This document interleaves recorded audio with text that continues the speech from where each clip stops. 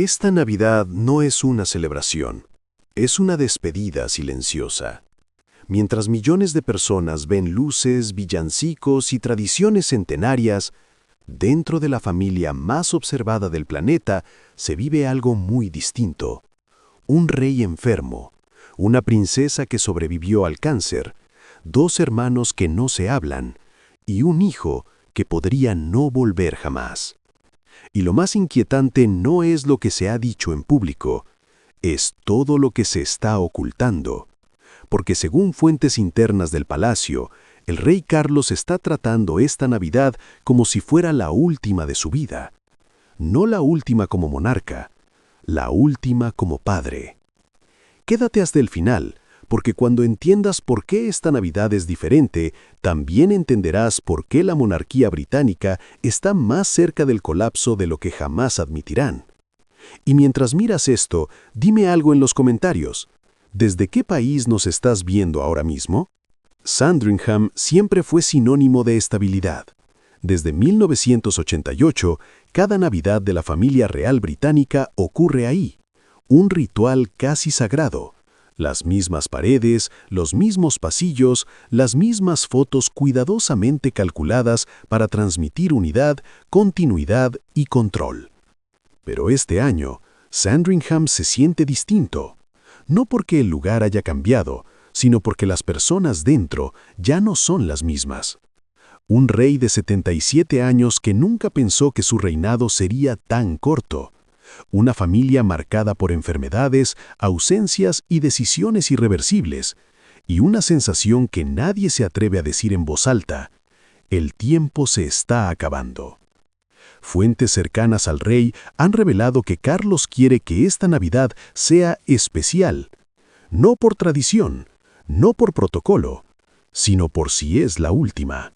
Y aquí hay algo que debes entender. Carlos no es solo un rey, es un hombre que pasó más de 70 años esperando su turno. Un hombre que vio morir a su madre después de reinar 7 décadas. Un hombre que sabe perfectamente lo frágil que es la corona y el cuerpo humano. Pero lo más doloroso no es su enfermedad. Es saber que, incluso si este fuera su último momento, no puede reunir a toda su familia. Y eso nos lleva a la primera gran grieta. Porque mientras Carlos mira Sandringham pensando en legado, su hijo menor está a más de 8,000 kilómetros de distancia. Y no parece que vaya a volver. Pero antes de llegar ahí, hay algo que necesita saber. Algo que cambió todo. Y ocurrió frente a millones de personas, en un mensaje que parecía esperanzador. El 12 de diciembre de 2025, el rey Carlos apareció en televisión nacional. Rostro sereno, voz controlada, palabras cuidadosamente elegidas. Anunció que gracias a un diagnóstico temprano y a seguir estrictamente las indicaciones médicas, su tratamiento contra el cáncer podría reducirse significativamente el próximo año. Para el público fue una buena noticia. Para los titulares, un mensaje de alivio. Para muchos británicos, una señal de esperanza. Pero dentro del palacio, el mensaje se leyó de otra manera.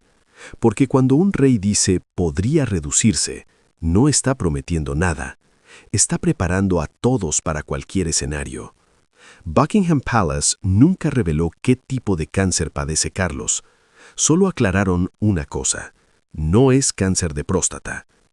Todo lo demás quedó en silencio. Y ese silencio es importante, porque la realeza británica jamás habla de salud sin una razón estratégica. Nunca. Cada palabra se pesa, cada pausa se ensaya. Y esta vez, Carlos rompió una regla histórica: hablar públicamente de su diagnóstico. No lo hizo por compasión, no lo hizo por imagen, lo hizo porque sabía que no tenía mucho margen. Según el comunicado oficial, quería evitar especulaciones, pero según fuentes internas, quería algo más simple: controlar la narrativa antes de que el tiempo lo hiciera por él. El impacto fue inmediato. Cancer Research UK reportó un aumento del 33% en visitas a su web tras el anuncio, Miles de personas buscaron chequeos médicos que llevaban años evitando.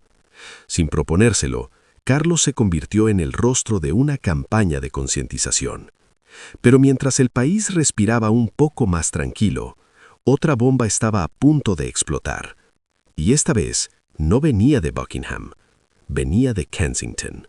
A principios de 2024, Kate Middleton desapareció.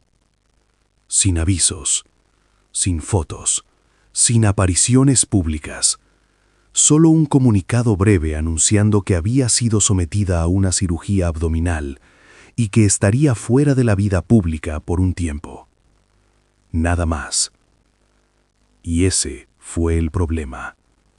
Porque en la era de redes sociales, el silencio no calma, alimenta el caos. Las teorías comenzaron a multiplicarse. Divorcio, crisis interna, cirugía fallida, incluso teorías absurdas que no merecen repetirse. El palacio intentó apagar el fuego con una foto por el Día de la Madre, y fue el peor error posible. Expertos detectaron manipulaciones digitales evidentes. Las principales agencias de noticias retiraron la imagen. La credibilidad del palacio quedó en duda.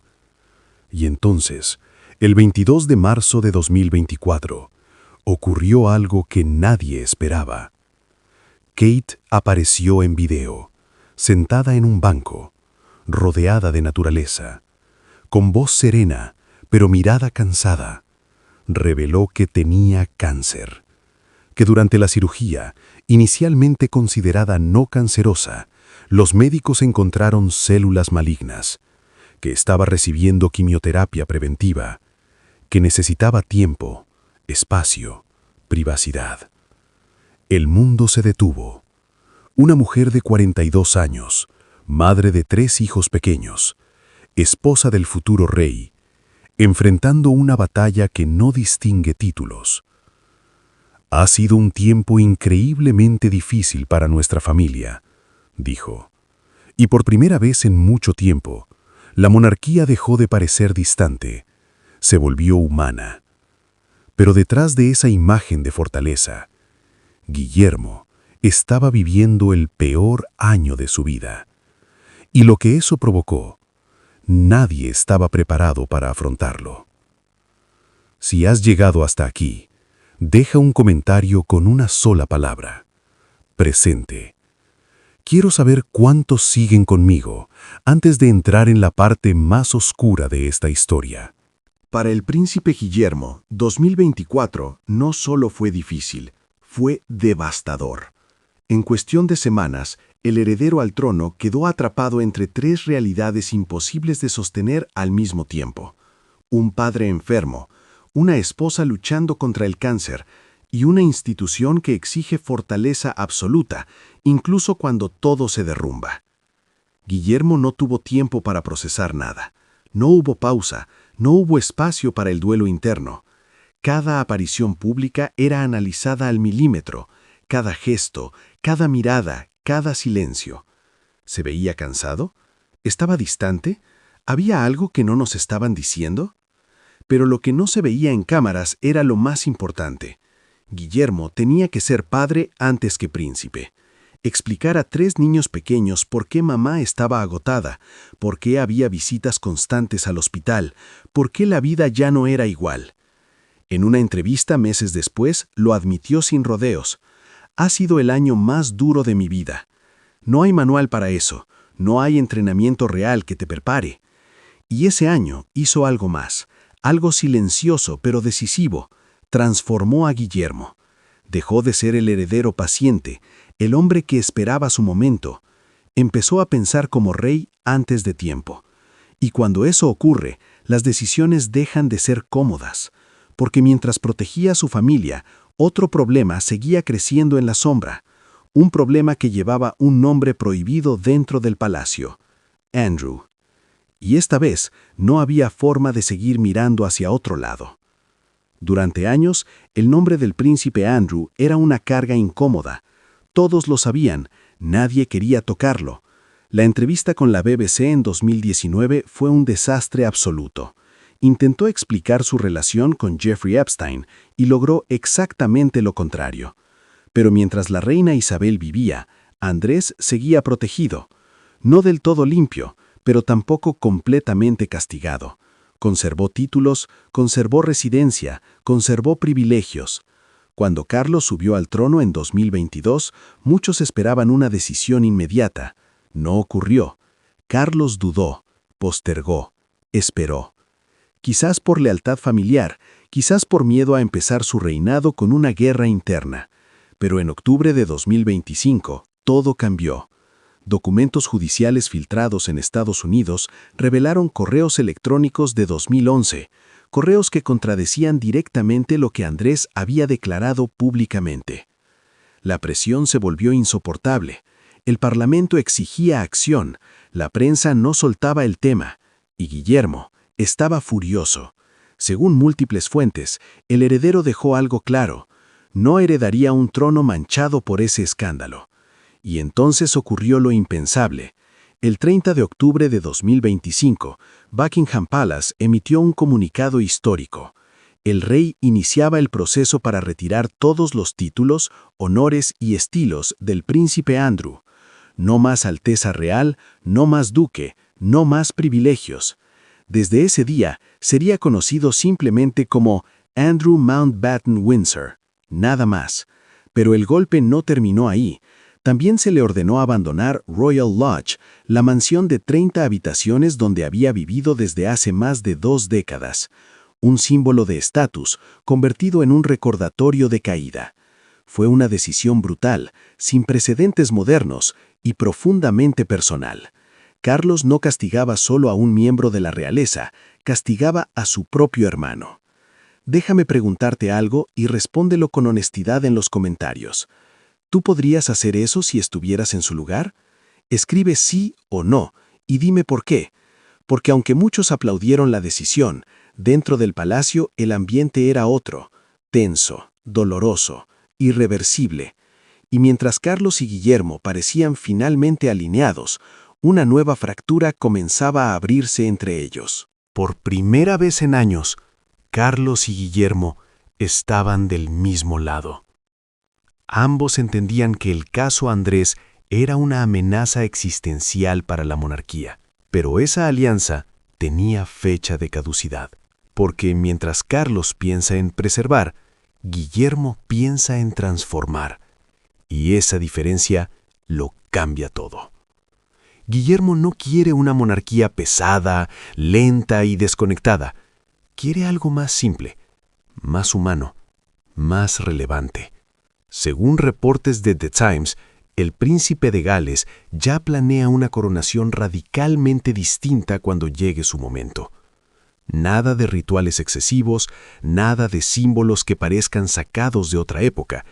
Incluso ha descrito la corona imperial del Estado, esa joya de más de 1 kilo cubierta de diamantes, como algo ridículo, un objeto de otro siglo en un mundo que ya no cree en cuentos.